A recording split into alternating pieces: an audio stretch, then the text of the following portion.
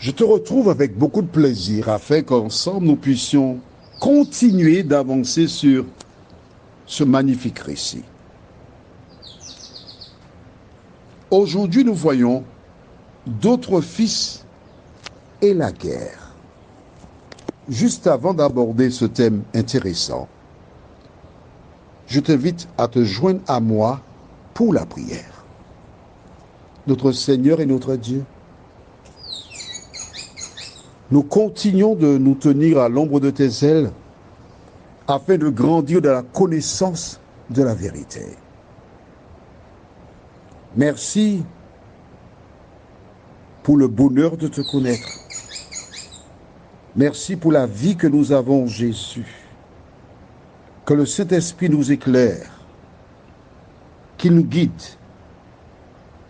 Au nom de Jésus. Amen. Nous avons donc un petit reportage, une vidéo où certaines personnes s'expriment sur le conflit qui est en Israël. En attendant, nous allons voir d'autres fils. Nous allons dans Genèse 25. Au risque de me répéter, tu dois lire les textes avant d'écouter l'audio. C'est pour ton bien. Lisons dans Genèse. Alors, rappelle-toi, Abraham a déjà combien de fils? Le premier s'appelle comment? Ismaël. Le deuxième, Isaac. On va maintenant dans Genèse 25 et nous lisons à partir du verset 1er jusqu'au verset 4. Abraham prit encore une femme nommée Kétura. Elle lui enfanta Zimran, ça fait donc au total 3. Jokshan, 4. Médan. Avec combien? Dis-moi. Tu ne comptes pas avec moi. Ismaël 1, Isaac 2, Zimran 3, Jokshan combien? 4. Médan 5. Madian 6. Jishbak 7. Et Choua 8. Abraham a eu 8 fils. On est d'accord? Et tu as noté avec moi qu'il y a un fils qui s'appelle comment? Madian. On est d'accord? Les descendants de Madian, on les appelle les Madianites. N'oublie pas. Au total, 8 fils. Dieu avait dit, je ferai de toi une seule grande nation. Mais en allant faire 7 autres fils, il y a donc 7 autres qui déclarent, Abraham est notre papa, nous voulons notre héritage. C'est aussi simple que ça. Hein? Est-ce que tu comprends pourquoi il y a le conflit maintenant là-bas? Ce sont des cousins qui sont en train de se battre. Quoi de plus naturel? Jésus n'a-t-il pas dit dans Matthieu 10, je ne suis pas venu apporter la paix mais l'épée, et l'homme aura pour ennemi qui? Les gens de sa maison. Le diable s'amuse. Imagine si Abraham en ce temps-là, non maintenant, Dieu permettait qu'il ressuscite, pour qu'il entende que les descendants se battent, se tuent. Comment vivrait-il cela? La guerre qui est en Palestine là, ce sont des frères qui se battent là, oui, comme ça. Hein? Des frères qui ont fondé, donc des cousins qui se battent là, comme ça. Hein? Des cousins qui s'entretuent. Pourquoi? Parce qu'Abraham a désobéi à la parole de Dieu. Toi qui m'écoutes depuis un moment, toi qui comprends tout ce que je dis, parce que tout vient de la Bible, que fais-tu de la parole de Dieu? Que fais-tu?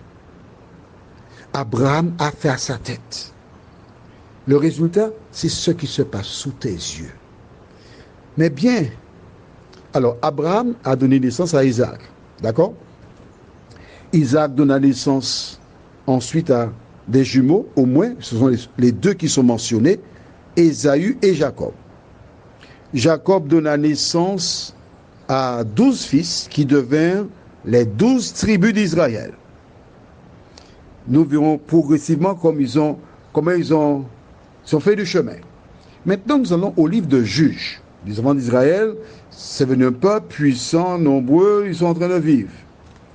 On va dans Juges chapitre 6. Et nous lisons les versets 1 à 6. Les enfants d'Israël firent ce qui déplaît à l'Éternel. Et l'Éternel les livra entre les mains de qui? Cette fois-ci, je ne vais pas te dire. Ah non.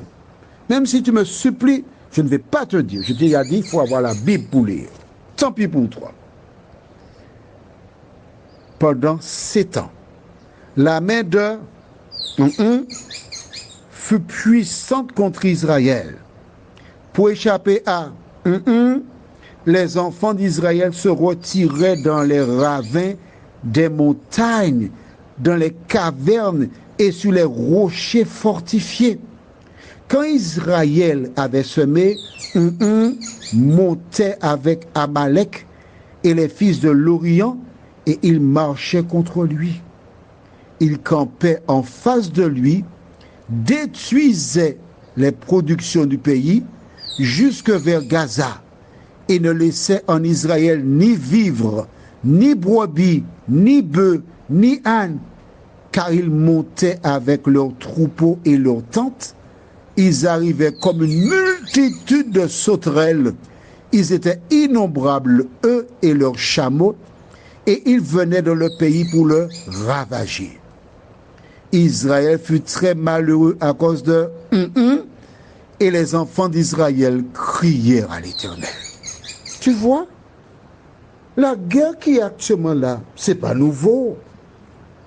Puisque l'un des fils d'Abraham, puisqu'on a vu, il rendait Israël malheureux.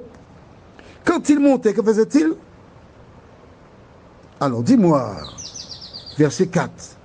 Bon, il campait en face de lui, détruisait les productions du pays jusque vers Gaza et ne laissait en Israël ni vivre, ni brebis, ni bœufs, ni âne, aucun animal. C'est-à-dire que ces gens-là, lorsqu'ils montaient, c'était pour se ravitailler et puis redescendre. Exploiter. Ils avaient un projet, détruire Israël. Pourquoi voulaient-ils détruire Israël? Parce que Dieu avait dit que c'est de la postérité d'Isaac, donc d'Israël, que naîtra le Messie. Donc la guerre qui est actuellement en Palestine, ça a toujours existé. Parce que le diable a toujours utilisé les autres frères d'Isaac pour faire la guerre afin que le Messie ne vienne pas au monde. Est-ce que tu as compris ça? Les profanes ne comprennent pas. Mais si toi, tu lis la Bible, tu trouves les réponses dans la Bible. Et rappelle-toi, Salomon déclare, il n'y a rien de nouveau sous le soleil. Que l'Éternel t'aide à voir la vérité. Que le Saint-Esprit continue de t'éclairer afin que tu n'aies pas à faire des enfants dehors. Car souvent les enfants d'une concubine, et je pense à un homme qui est mort il n'y a pas très longtemps, il avait 2 autres enfants, et à la mort de cet homme, les gens sont prêts à se battre pour l'héritage. Que tu deviennes un lecteur de la Bible, que tu la mettes en pratique, afin d'éviter de laisser des problèmes lorsque la mort frappera la porte de ton cœur. Car ce n'est qu'ainsi que tu pourras obtenir l'approbation de Dieu. Amen. À demain, si Dieu nous prête vie.